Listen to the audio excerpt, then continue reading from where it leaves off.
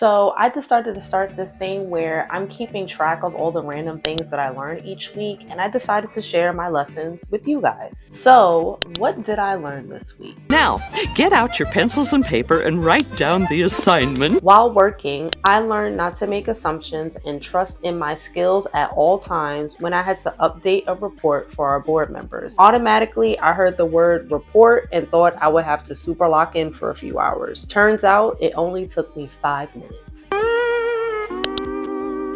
While reading, I learned how resilient one can be for the people they love from this scene with Violet and Professor Varish in the interrogation room. This scene reminded me of the world we're currently living in, the we're facing, but the love and hope that oddly still exists. Odd connection, but nice revelation. While watching daytime television, I learned that we are all up against something and the fight is common. Judge Lauren Lake from Paternity Court with tears in her eyes said, "You're not the only woman out here in the fight, or man. Every day we wake up and we have to remind ourselves, you're worth it. You're still worth it.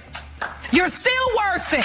You hear me?" This was a tough but needed reminder. The obstacles may vary, but the fight is common. Who knew you could get something deep from a midday live court show? Within myself, I learned that boundaries feel like self-care when you practice them. I got an email from old clients I did not expect to hear from ever again. Turns out, I've gotten better at thinking before I speak and sticking to my boundaries. Instead of letting the nagging voice of the people pleaser win, I took a step back, said, "Let me think about that," and responded with a clear and firm answer. Boundaries feel really scary until you practice them.